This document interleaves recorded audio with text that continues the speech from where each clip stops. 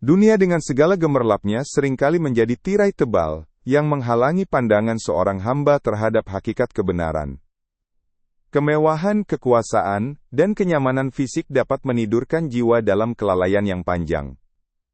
Seorang insan yang terbiasa hidup dalam gelimang harta cenderung merasa bahwa segala kebutuhannya telah terpenuhi, sehingga ia lupa akan kefakiran hakiki di hadapan Sang Pencipta.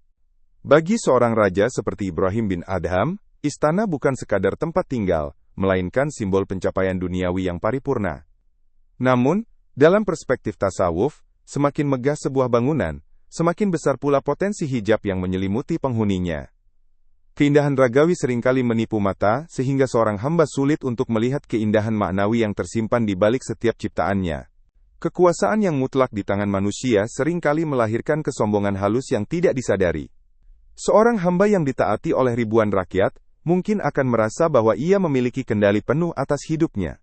Padahal, setiap jengkel kekuasaan yang dimiliki, hanyalah titipan sementara, yang akan dimintai pertanggungjawaban oleh Sang Maha Merajai di hari akhir nanti. Untuk menyingkap hijab tersebut, diperlukan sebuah kejutan spiritual yang mampu menggoncang fondasi kesadaran. Tanpa adanya dorongan yang kuat, jiwa akan terus terperangkap dalam zona nyaman yang melenakan. Seorang insan perlu menyadari bahwa kemegahan istana hanyalah bayang-bayang, yang akan sirna saat matahari kehidupan terbenam, menyisakan ruh yang berdiri sendirian di hadapannya. Kisah Ibrahim bin Adham bermula dari sebuah peristiwa yang tampak tidak masuk akal bagi logika manusia biasa. Di tengah malam yang sunyi, saat sang raja sedang beristirahat di atas ranjang emasnya, terdengar suara gaduh di atas atap istana. Suara tersebut berasal dari seseorang yang mengaku sedang mencari untanya yang hilang. Ketika Ibrahim bertanya dengan nada heran, bagaimana mungkin seekor onta dicari di atas atap? Orang misterius itu memberikan jawaban yang menghujam jantung spiritual sang raja. Orang itu balik bertanya bagaimana mungkin seorang raja bisa mencari Allah di atas singgasana yang penuh dengan kemewahan dan kelalaian. Jawaban ini bukan sekadar kalimat sindiran, melainkan sebuah tamparan makrifat yang membukakan mata batin seorang hamba. Pesan di balik peristiwa ini menekankan bahwa tempat-tempat yang penuh dengan syahwat duniawi bukanlah tempat yang ideal untuk menemukan kehadirannya. Jika mencari unta di atas atap adalah sebuah kegilaan, maka mengharapkan kedekatan dengan Sang Khalik sambil terus memeluk dunia adalah sebuah ilusi yang lebih besar. Seorang hamba harus keluar dari logika materi untuk dapat memahami logika ketuhanan yang maha halus. Pencarian unta di atas atap menjadi simbol bagi setiap usaha manusia yang salah alamat dalam mencari kebahagiaan. Seringkali seorang insan mencari ketenangan dalam tumpukan harta atau jabatan, padahal ketenangan sejati hanya ada dalam zikir dan ridhonya. Peristiwa ini menjadi titik balik bagi Ibrahim untuk merenungkan kembali tujuan hidupnya, dan mulai mempertanyakan keabsahan jalan yang selama ini ia tempuh.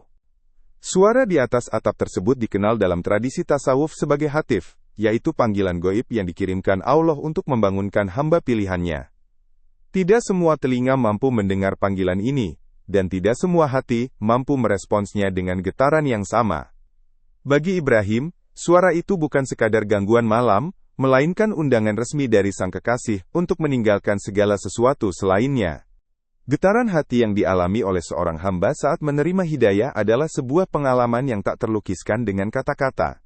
Ada rasa takut yang bercampur dengan kerinduan, serta rasa malu yang mendalam atas segala waktu yang terbuang dalam kelalaian. Seorang insan yang telah tersentuh oleh cahayanya akan merasakan bahwa seluruh dunia yang ia miliki tiba-tiba kehilangan nilai dan maknanya dalam sekejap. Panggilan tersebut memaksa Ibrahim untuk melihat ke dalam dirinya sendiri. Ia menyadari bahwa selama ini ia hanyalah seorang tawanan di dalam istananya sendiri. Mahkota yang ia kenakan terasa berat seperti beban dosa, dan pakaian sutranya terasa kasar di kulit ruhaninya. Dalam ajaran Rasulullah, hati digambarkan sebagai sesuatu yang sangat dinamis dan mudah berbolak-balik. Namun, ketika Allah telah menghendaki kebaikan bagi seorang hamba, ia akan menanamkan keteguhan dalam hati tersebut untuk menempuh jalan kebenaran. Ibrahim tidak lagi menunda waktu, getaran di dadanya menjadi kompas yang menuntunnya keluar dari gerbang istana menuju padang pasir kesunyian yang penuh dengan cahaya makrifat. Keputusan Ibrahim bin Adham untuk meninggalkan tahtanya adalah salah satu tindakan zuhud yang paling dramatis dalam sejarah para wali. Ia menanggalkan pakaian kebesarannya, dan menggantinya dengan jubah kasar milik seorang pengembala. Tindakan ini merupakan simbol dari pelepasan keterikatan hati terhadap segala bentuk materi.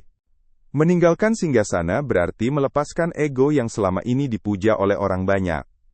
Seorang hamba yang terbiasa memerintah, kini harus belajar untuk tunduk pada kehendaknya tanpa syarat.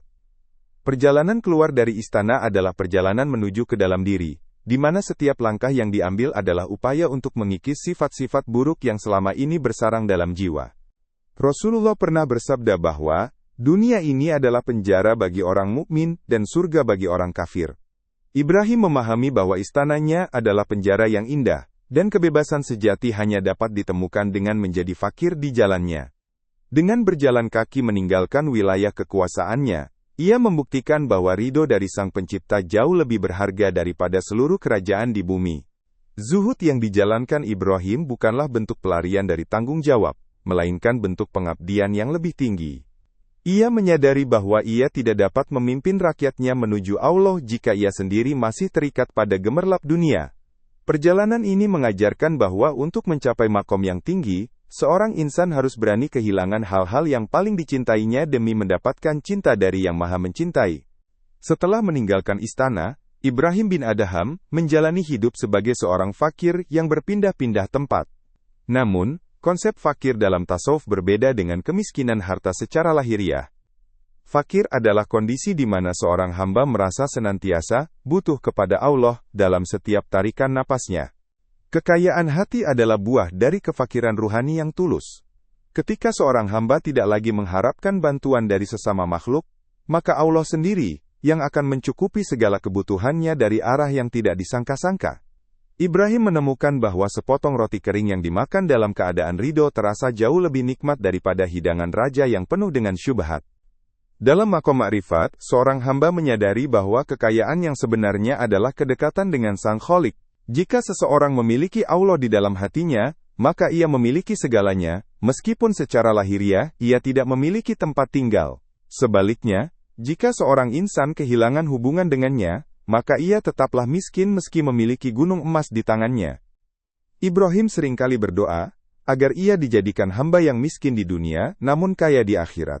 Hal ini sejalan dengan pesan para nabi yang menekankan bahwa dunia hanyalah tempat persinggahan sementara. Dengan menjadi fakir, seorang hamba lebih mudah untuk bersandar hanya kepadanya sehingga tidak ada lagi ruang bagi rasa khawatir atau sedih terhadap urusan duniawi yang fana ini. Jalan kesunyian yang ditempuh oleh para wali tidaklah bebas dari hambatan. Seringkali, setan datang menggoda dengan membisikkan kenangan akan kemewahan masa lalu. Ibrahim pun pernah diuji, ketika ia melihat bekas menteri atau rakyatnya yang masih mengenalinya.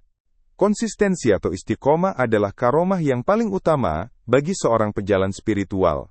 Seorang insan harus mampu menjaga api cintanya agar tetap menyala meskipun diterpa angin cobaan yang kencang. Ibrahim harus berjuang melawan rasa lelah, lapar dan kesepian yang seringkali menghampiri di tengah perjalanan ma'rifat yang panjang dan berliku. Pernah suatu ketika, Ibrahim ditawari kembali untuk menduduki tahtanya, namun ia menolak dengan tegas. Ia menyatakan bahwa kerajaan yang ia temukan dalam ketaatan jauh lebih luas daripada kerajaan Balkh yang pernah ia pimpin. Penolakan ini menunjukkan bahwa ia telah mencapai tingkat ridho yang sempurna, di mana tidak ada lagi tawar-menawar antara kebenaran dan kesenangan sesaat. Ujian juga datang dalam bentuk pujian manusia.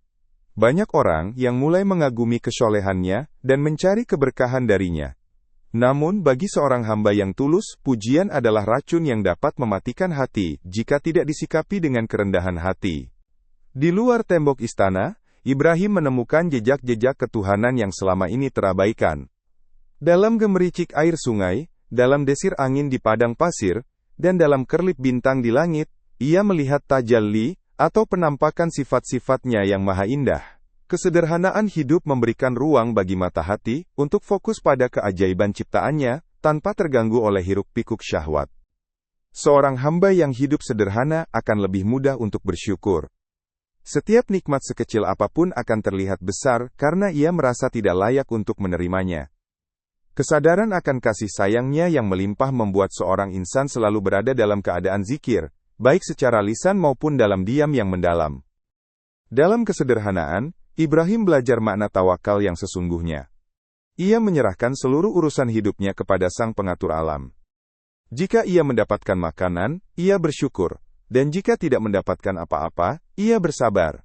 Nabi Muhammad sendiri adalah teladan utama dalam hidup sederhana. Meskipun beliau adalah pemimpin umat, beliau tidur di atas tikar kasar yang meninggalkan bekas di punggungnya. Ibrahim mengikuti jejak ini dengan keyakinan bahwa semakin sedikit beban dunia yang dibawa, semakin ringan langkah ruhani untuk terbang menuju hadiratnya yang suci dan penuh kedamaian.